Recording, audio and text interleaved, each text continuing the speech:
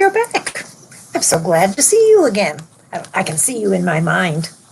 And I hope that you're going to enjoy chapters 13 and 14 of The Last Battle. We've only got one more story after tonight. I'm going to be very sad to leave this series, aren't you? Anyway, though, we're going to enjoy tonight's story. Now, you remember that last night we had some exciting adventures there when Tash appeared and tucked poor old Rishta Tarkan, who deserved it, we must say, under his arm, and Aslan told him to be gone, and he went, because, of course, Aslan is much more powerful than Tash, just like the Lord Jesus is much more powerful than Satan.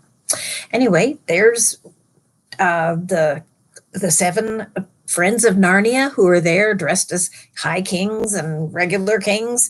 And there's King Tirian now suddenly dressed in beautiful clothes himself. And they're all talking. And let's find out what happened next. Chapter 13. How the dwarfs refused to be taken in. The dwarfs are the dwarfs. You remember them. Tirian had thought, or he would have thought if he'd had any time to think at all, that they were inside a little thatched stable about 12 feet long and 6 feet wide, but in reality they stood on grass. The deep blue sky was overhead, and the air which blew gently on their faces was that of a day in early summer. Not far away from them rose a grove of trees, thickly leaved, but under each leaf there peeped out a gold or yellow or purple or glowing red fruit that no one has seen in our world. The fruit made Tirian feel that it must be autumn, but there was something in the feel of the air that told him it couldn't be later than June. They all moved toward the trees. Everyone raised his hand to pick a fruit that he liked the look of. Then everyone paused just for a second. Do you think they were remembering Adam and Eve in the garden when Eve was tempted to pick that fruit? Are they thinking to themselves, I wonder if we're allowed to eat this fruit? We don't want to make a botch of things again. This fruit was so beautiful that each one felt, this can't be for me. Surely we're not allowed to pluck it. It's all right, said Peter. I know what we're all thinking, but I'm sure, quite sure, that we need not think that. I have a feeling that we have arrived in the country where everything is allowed. Here goes then, said Eustace, and they all began to eat. What was the fruit like? Unfortunately, no one can describe the taste.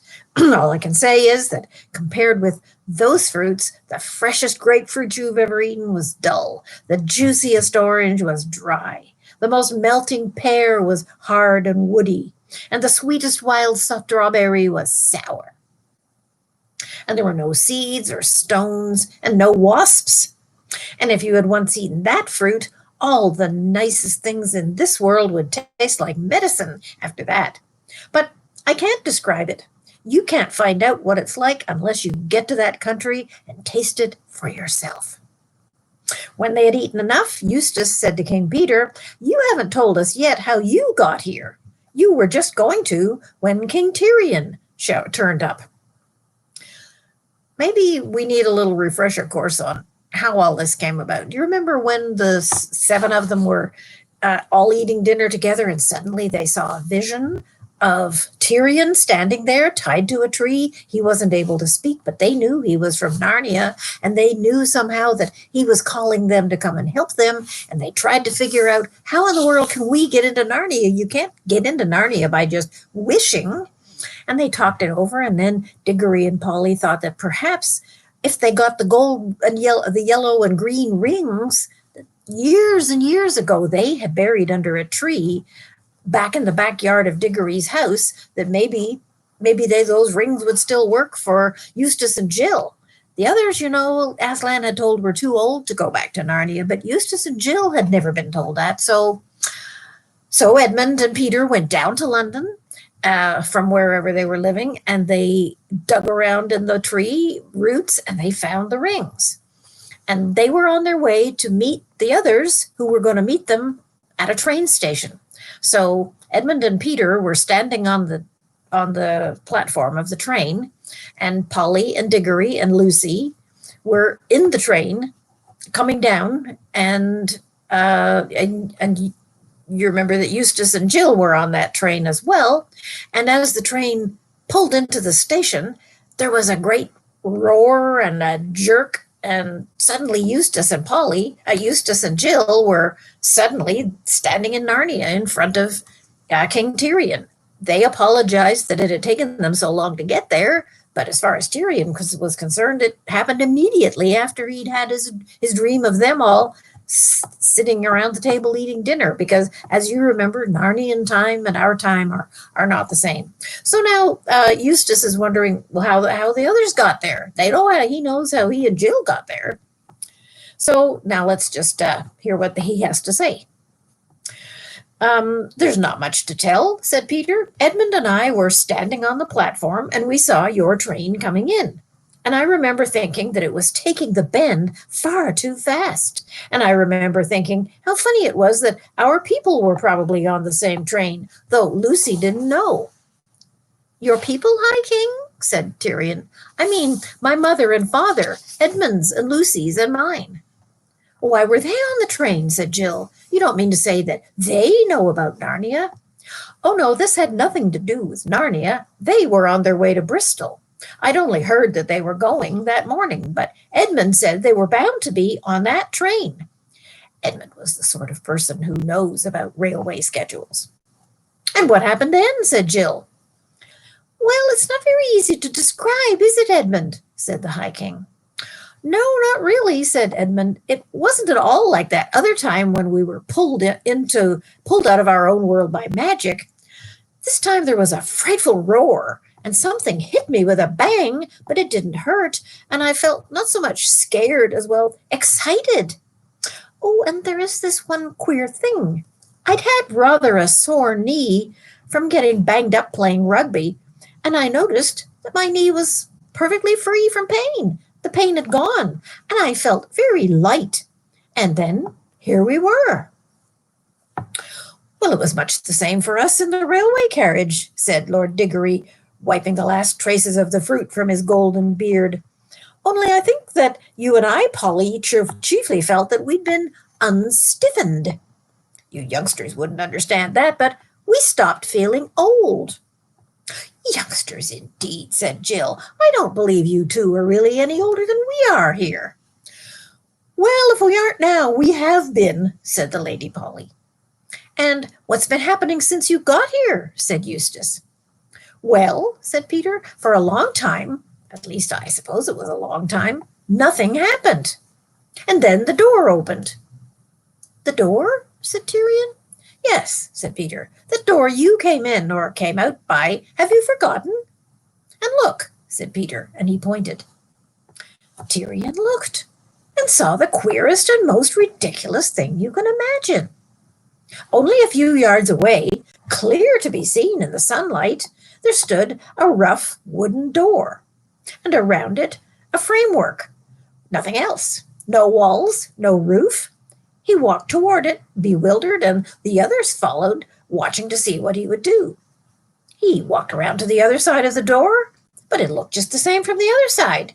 He was still in the open air on a summer morning. The door was simply standing there by itself, as if it had grown there like a tree. Fair sir, said Tyrion to the High King, this is a great marvel. It's the door you came through with that Calormene 5 minutes ago, said Peter, smiling. But did I not come in out of the wood into the stable? Whereas this seems to be a door leading from nowhere to nowhere. Well, it looks like that if you walk around it, said Peter, but put your eye to that little hole in the door and look through. Tyrion put his eye to the hole. At first, he could see nothing but blackness. But then, as his eyes grew used to it, he saw the dull red glow of the bonfire that was nearly going out. And above that, in a black sky, there were stars. And then he could see dark figures moving about or standing between him and the fire. He could hear them talking, and their voices were the voices of Calormene's. So he knew that he was looking through the stable door into the darkness of Lantern Waste where he had fought his last battle. The men were discussing whether to go in and look for Rishtatar Khan, but none of them wanted to do that. Or maybe set fire to the stable. He looked around again and could hardly believe his eyes. There was the blue sky overhead, grassy country spreading all around as far as he could see, and his new friends all around laughing. It seems then, said Tyrion, smiling himself, that the stable seen from within and the stable seen from without are two different places. Yes, said the Lord Diggory. Inside, it's bigger than it is outside. Here's a picture of Tyrion looking through that door that's just standing there in the middle of the field there. But as he looks through the door, he can see what he came from. Yes, said Lord Diggory, its inside is bigger than its outside. Yes, said Queen Lucy, in our world too, a stable once had something inside it that was bigger than our whole world. What do you think she's talking about? The Lord Jesus, who was laid in a manger in a stable. He was bigger than our whole world. He was the creator of our whole world. Lucy's thinking about him. It was the first time she had spoken, and from the thrill in her voice, Tyrion now knew why. She was drinking everything in more deeply than the others. She had been too happy to speak. He wanted her to speak again, so he said, "Of your courtesy, madam, tell me your whole adventure." "Well, after the shock and the noise," said Lucy, "we found ourselves here, and we wondered about the door just as you did. Then the door opened for the first time, and we saw the darkness through the doorway, and there came through a big man with a sword in his hand. We saw by his arms that he was a Calormene. He took his stand beside the door with his sword raised, resting on his shoulder, ready to cut down anyone who came through. We went to him and spoke to him, but we thought that he could neither see us nor hear us. And he never looked around at the sky and the sunlight and the grass. I don't think he could see them either. And so then we waited for a long time. Then we heard the bolt being drawn on the far side of the door. But the man didn't get ready to strike with his sword until he could see who was coming in. So we supposed that he had been told to strike some and spare others. But at that very moment when the door opened, all of a sudden Tash was there. On this side of the door. None of us saw where he came from. And through the door there came a big cat. It gave one look at Tash and ran for the door for its life, and just in time, for he pounced at it and the door hit his beak as it was shut. The man could see Tash. He turned very pale and bowed down before the monster, but it immediately vanished away. Then we waited a long time again. And at last the door opened for a third time, and there came in a young Calormene. I liked him. The sentinel at the door started to look very surprised. When he saw him, I think he'd been expecting someone quite different. "I see it all now," said Eustace. He had the bad habit of interrupting stories. The cat was to go in first, and the sentry had orders to do him no harm. Then the cat was to come out and say that he had seen their beastly Tashlan and pretend to be frightened to scare the other animals. But what Shift never guessed was that the real Tash would turn up, so the ginger was really frightened. And after that, Shift could send in anyone he wanted to get rid of, and the sentry would kill him. And, "Friend," said Tyrion softly, "you are hindering the lady in her tale." "Well," said Lucy, "the sentry was surprised. And that gave the other man just time to get on guard, and they had a fight. He killed the sentry and flung him outside the door, and then he came walking slowly forward to where we were. He could see us and everything else. We tried to talk to him, but he seemed like a man in a trance. He kept on saying, 'Tash, where is Tash? I'm going to Tash.' So we gave up and he went away somewhere. I think he's over there. I liked him. But after that, ugh," said Lucy, and she made a face. "After that," said Edmund, "someone threw a monkey through the door, and there was Tash again. My sister is so tender-hearted that she doesn't like to tell you that Tash made one peck and the monkey was gone. Serves him right, said Eustace. All the same, I hope he'll give Tash indigestion. And after that, said Edmund, came about a dozen dwarfs, and then Jill and Eustace, and last of all yourself. I hope Tash ate the dwarfs too, said Eustace, the little swine. Oh, no, he didn't, said Lucy. And don't be horrible, they're still here. In fact, you can see them from here. And I've tried and tried to make friends with them, but it's no use. Friends with them? Said Eustace. If you knew how those dwarfs have been behaving. Oh, stop it, Eustace, said Lucy. Do come and see them. Kincarian, maybe you could do something with them. I can feel no great love for the dwarfs today, said Tirian. Yet, since you are asking, my lady, I could do even a greater thing than this. So Lucy led the way, and soon they could see all the dwarfs. They had a very odd look. They weren't strolling about or enjoying themselves, although the ropes with which they had been tied seemed to have vanished. Nor were they lying down and having a rest. They were sitting very close to each other in a little circle, facing each other. They never looked around or took notice of the humans until Lucy and Tirian were almost near enough to touch them. Then the dwarfs all cocked their heads as if they couldn't see anybody, but they were listening hard and trying to guess by the sound what was happening. Look out, said one of them in a surly voice. Mind where you're going. Don't walk into our faces. All right, said Eustace in dignity. We're not blind. We've got eyes in our head. Well, they must be pretty good ones if you can see in here, said the same dwarf, whose name was Diggle. In where? Said Edmund. Why, you bonehead, in here, of course, in this pitch-black, poky, smelly little hole of a stable. Are you blind? Said Tirian. Aren't we all blind in the dark? Said Diggle. But it isn't dark, you poor stupid dwarfs, said Lucy. Can't you see? Look up, look around. Can't you see the sky and the tree and the flowers? Can't you see me? How in the name of all humbug can I see what ain't there? And how can I see you any more than you can see me in this pitch-black darkness? But I can see you, said Lucy, and I'll prove it. You've got a pipe in your mouth. Well, anyone who knows the smell of tobacco could tell that, said Diggle. Oh, the poor little things, this is dreadful, said Lucy. Then she had an idea. She stooped and picked some wild violets.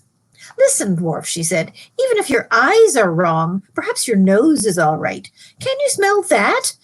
And she leaned across and held up the fresh flowers to Diggle's ugly nose, but she had to jump back quickly in order to avoid a blow from his little hard fist. None of that, he shouted. How dare you? What do you mean by shoving a lot of filthy stable litter into my face? There's a thistle in there, too. It's just like you, saucy little girl, and who are you anyway? Earthman, said Tirian, she is Queen Lucy, sent here by Aslan out of the deep past, and it is for her sake alone that I, Tirian, your lawful king, do not cut all your heads from your shoulders, proven and twice proven traitors that you are. Well, if that doesn't beat everything, exclaimed Diggle, how you can go on talking all that rot? Your wonderful lion didn't come and help you, did he? I thought not. And even now, even when you're beaten and shoved into this black hole, just the same as the rest of us, you're still at your old game, starting a new lie, trying to make us believe that none of us are shut up and it isn't dark and heaven knows what else. There is no black hole except in your own imagination, you fool, cried Tirian. Come out! And leaning forward, he caught Diggle by the belt and the hood and swung him right out of the circle of the dwarfs. But the moment Tirian put him back down, he darted back to his place among the others, rubbing his nose and howling. Ow, ow, why did you do that for, banging my face against the wall? You nearly broke my nose. Oh dear, said Lucy, what are we going to do for them? Leave them alone, said Eustace. As he spoke, the earth trembled, and the sweet air grew suddenly sweeter, and a brightness flashed behind them. Everyone turned. Tirian turned last because he was afraid, but there, stood his heart's desire, huge and real, the golden lion, Aslan himself. And already the others were kneeling in a circle around his paws and burying their hands and face in his mane as he stooped his great head to touch them with his tongue. Then he fixed his eyes on Tyrion, and Tyrion came near, trembling, and flung himself at the lion's feet. And the lion kissed him and said, "Well done, last king of Narnia, who stood firm in the darkest hour." "Aslan," said Lucy through her tears, would you please do something for the poor dwarfs?" "Dearest," said Aslan, "I will show you what I can and what I cannot do." He came close to the dwarfs and gave a low growl. Low, but it set all the air shaking. But the dwarfs said to one another, "Do you hear that? The gang at the other end of the stable is trying to frighten us. They do it with a machine of some sort. Don't take any notice. They won't take us in again." Aslan raised his head and shook his mane, and instantly a glorious feast appeared on the dwarf's knees. There was meat pie and chicken and desserts and ice cream, and each dwarf had a goblet of good wine in his right hand. But it wasn't much use. They began eating and drinking greedily enough, but it was clear that they couldn't taste it properly. They thought they were drinking only the sorts of things that you'd find in a stable. One said he was trying to eat hay, and another one said he got a bit of an old turnip, and a third said he'd found a raw cabbage leaf. And they raised golden goblets of rich red wine to their lips and said, "Ugh, fancy drinking dirty water out of a trough that a donkey's been drinking from. Never thought we'd come to this." But very soon every dwarf began suspecting that every other dwarf had found something better than he had, and they started grabbing and snatching, and they went on quarreling until in a few minutes there was a free fight, and all the good food was smeared all over their faces and their clothes or trodden underfoot. But when at last they sat down to nurse their black eyes and their bleeding noses, they all said, "Well, at any rate, there's no humbug here. We haven't let anyone take us in. The dwarfs are for the dwarfs." "You see," said Aslan, "they will not let us help them. They have chosen cunning instead of belief. Their prison is only in their own minds, yet they are in that prison, and so afraid of being taken in that they cannot be taken out.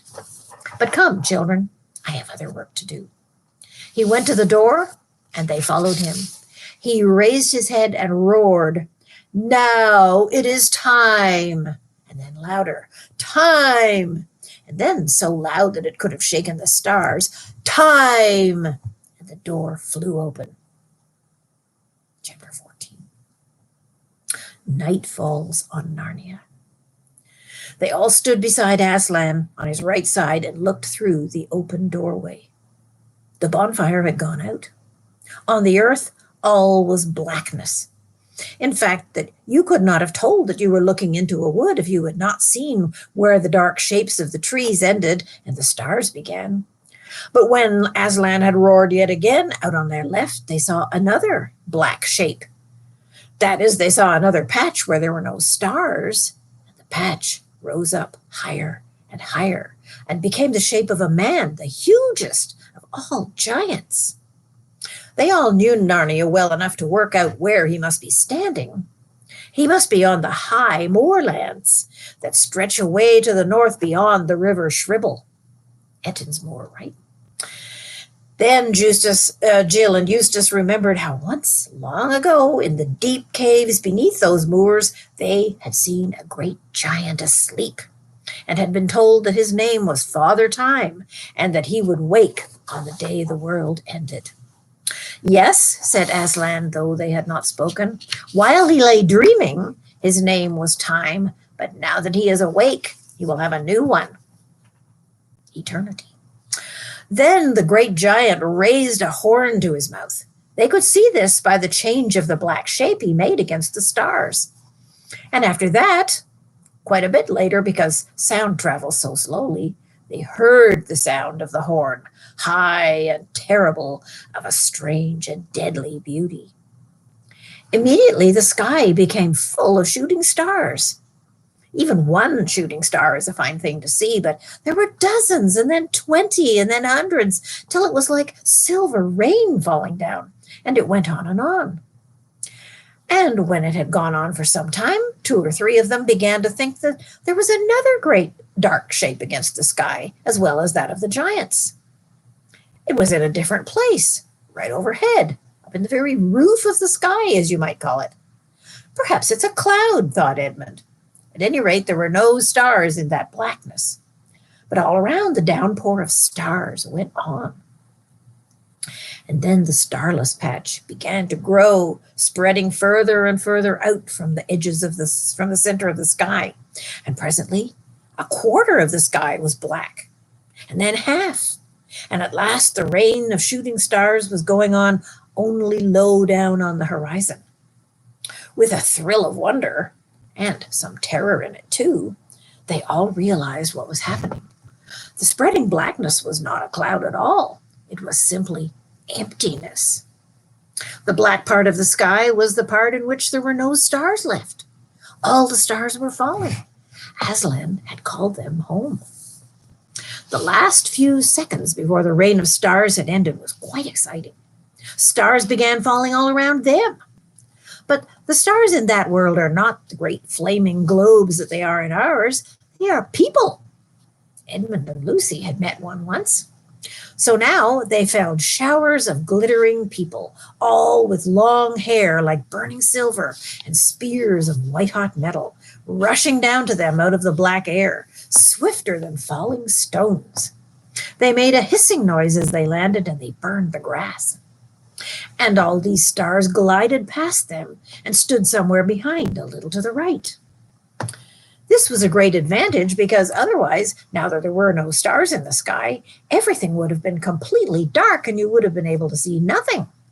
As it was, the crowd of stars behind them cast a fierce white light over their shoulders. They could see mile upon mile of Narnian woods spread out before them, looking as if they were being lit by a huge floodlight. Every bush and almost every blade of grass had a black shadow behind it. The edge of every leaf stood out so sharp that you'd think you could cut your finger on it. On the grass before them lay their own shadows, but the great thing was Aslan's shadow. It streamed away to their left, huge, enormous, and very terrible. And all this was under a sky that would now be starless forever. The light from behind them, and a little to their right, was so strong that it even lit up the slopes of the northern moors, and something was moving there. Enormous animals were crawling and sliding down into Narnia. Great dragons and giant lizards and featherless birds with wings like bat wings. They disappeared into the woods, and for a few seconds there was silence. Then there came from very far off sounds of wailing, and then from every direction a rustling and pattering and a sound of wings. It came nearer and nearer. And soon one could distinguish the scamper of little feet from the padding of big paws, and the clack-clack of little hoofs from the thunder of great ones. And then one could see thousands of pairs of eyes gleaming. And at last, out of the shadows of the trees, racing up the hill for dear life by thousands and millions, came all kinds of talking creatures. Talking beasts, dwarfs, satyrs, fauns, giants, Calormenes, men from Archenland, monopods, and strange unearthly things from the remote islands or the unknown western lands. And all of these ran up to the doorway where Aslan stood. This part of the adventure was the only one which seemed rather like a dream at the time and was hard to remember afterwards. Especially, one couldn't really tell how long it had taken. Sometimes it seemed that it only took a few minutes, but others felt that it might have gone on for years. Obviously, unless the door had suddenly grown very much larger or the creatures had suddenly grown as small as gnats, a crowd like that could never have gotten through it. But one thought about that sort of thing after. The creatures came rushing on, their eyes brighter and brighter as they drew nearer and nearer to the standing stars. But as they came right up to Aslan, one of two things happened. They all looked straight in his face. I don't think they had any choice about that. And when they looked, some had an expression of their faces changed terribly, and it was fear and hatred. Except that on the talking beasts, the fear and hatred only lasted for a fraction of a second. You could see that they suddenly ceased to be talking beasts. They were just ordinary animals. And all the animals that looked at Aslan in that way just swerved away to their right, his left, and disappeared into his huge black shadow, which, as you have heard, streamed away to the left of the doorway, and the children never saw them again. I don't know what became of them. But the others looked in the face of Aslan and loved him, though some of them were a little frightened at the same time.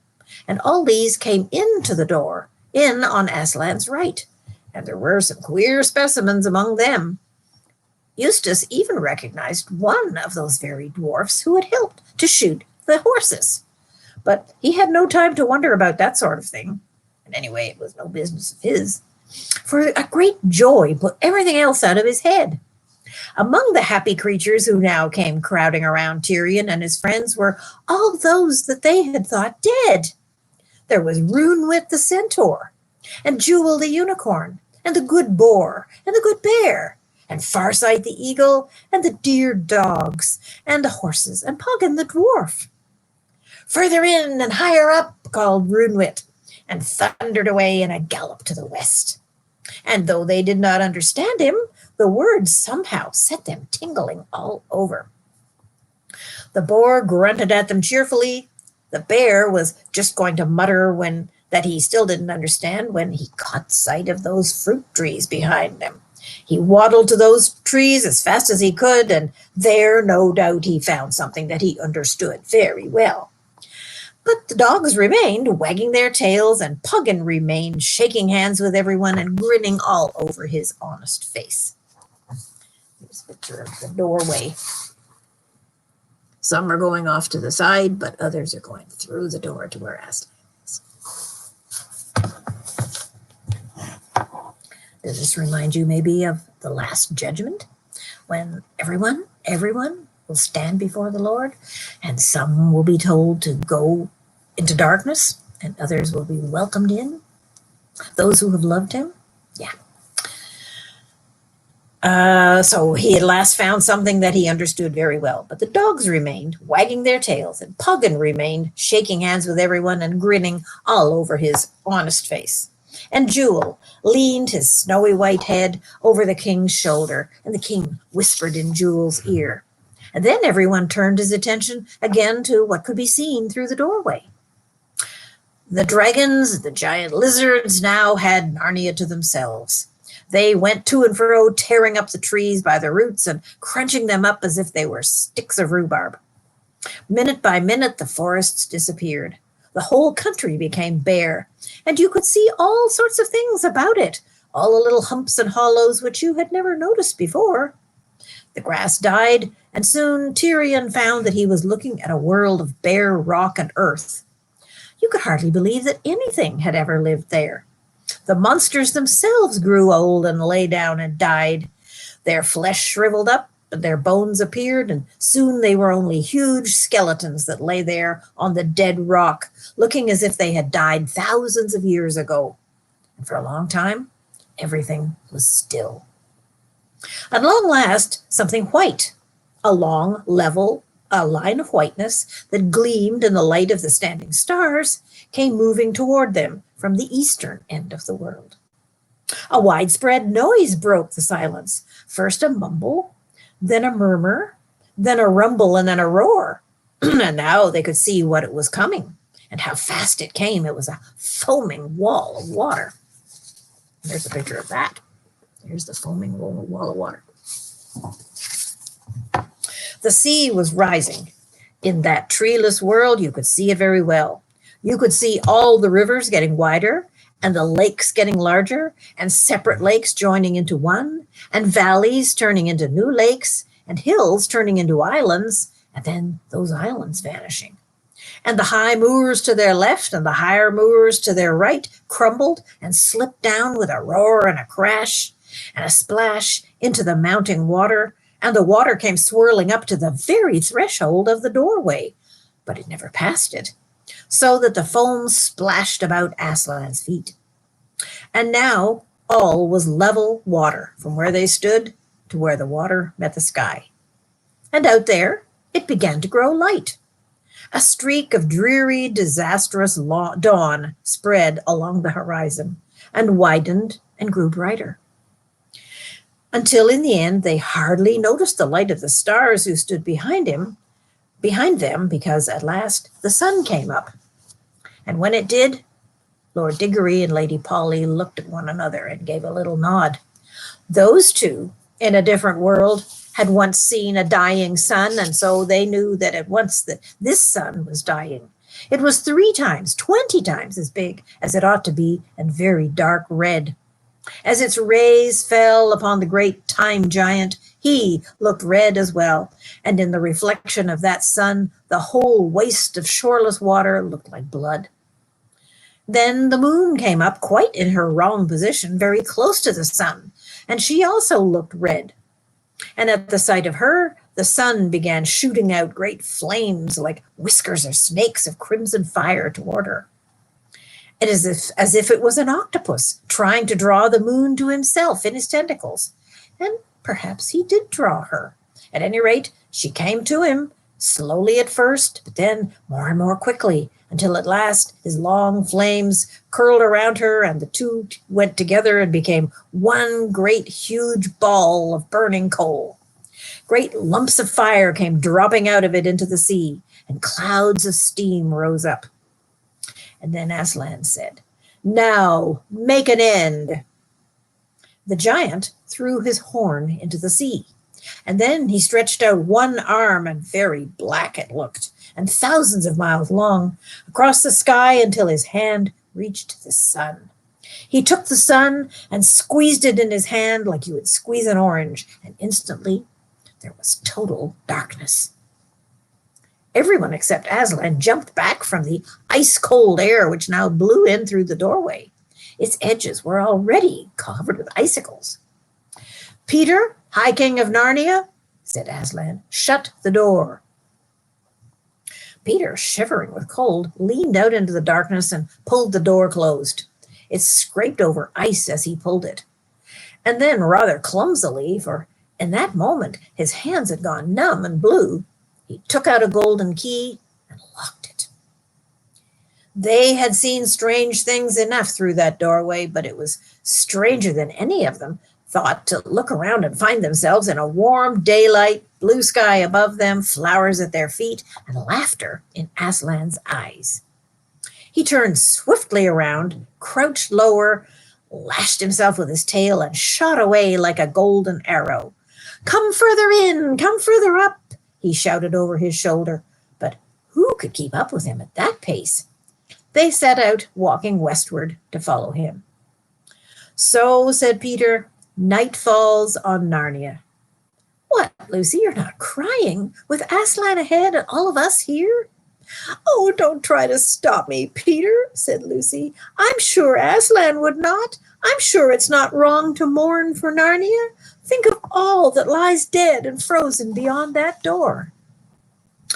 "Yes, and I did hope," said Jill, "that it might go on forever. I knew our world wouldn't, but I did think that maybe Narnia might." "I saw it begin," said the Lord Diggory. "I never thought I would be alive to see it die." "Sirs," said Tirian, "the ladies do well to weep. See, I do so myself. I have seen my mother's death. What world but Narnia have I ever known? It were no virtue, but great discourtesy, if we did not mourn." They walked away from the door and away from the dwarfs, who still sat crowded together in their imaginary stable. And as they went, they talked to one another about the old wars and old peace and the ancient kings and the glories of old Narnia. The dogs were still with them. They joined in the conversation, but not very much, because they were too busy racing on ahead and racing back and rushing off to sniff at smells in the grass till they made themselves sneeze. Then suddenly they picked up a scent which seemed to excite them very much. They started arguing about it. Yes, it is. No, it isn't. Yes, it is. That's just what I said. Anyone could smell. Yes, it is. Take your great nose out of the way and let someone else have a smell. What is it, cousins? Said Peter. We smell a Calormene, sir, said Peter. Lead us on to him then, said Peter. Whether he meets us in peace or war, he shall be welcome.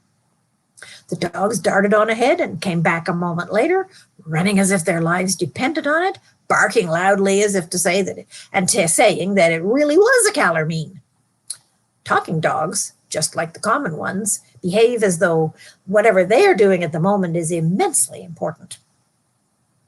The others followed where the dog led them and found a young Calormene sitting under a chestnut tree beside a pool of water. It was Emeth. He rose at once and bowed gravely. Sire, he said to Peter, I know not whether you are my friend or foe, but I should count it my honor to have you for either.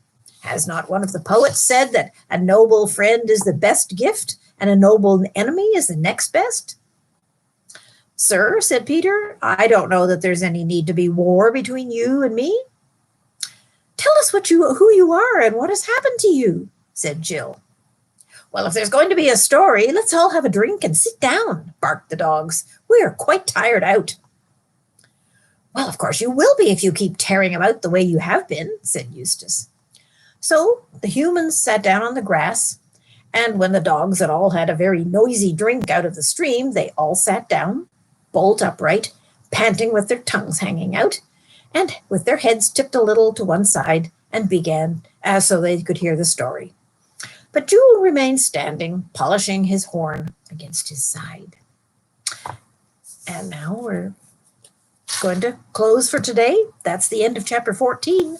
Chapter 15 is called Further Up and Further In. That's Aslan's Call, isn't it? What a wonderful story this is. I love it, don't you? We have a picture of Aslan being merciful to some, but those who hated him and would not obey him are being sent off into darkness. We don't know what to make of the dwarfs. That's Aslan's business, isn't it? Our business, though, is to be sure that we are among those who love the Lord Jesus, that when the day of judgment comes and we stand before him, that it'll be with eyes of love that we look at him. Oh, yes, it'll be a wonderful day, that, and I'm hoping that I'll meet every one of you there. Meanwhile, that's enough for today, and we'll see you for the last 2 chapters of the last battle tomorrow. Good night. Bye for now.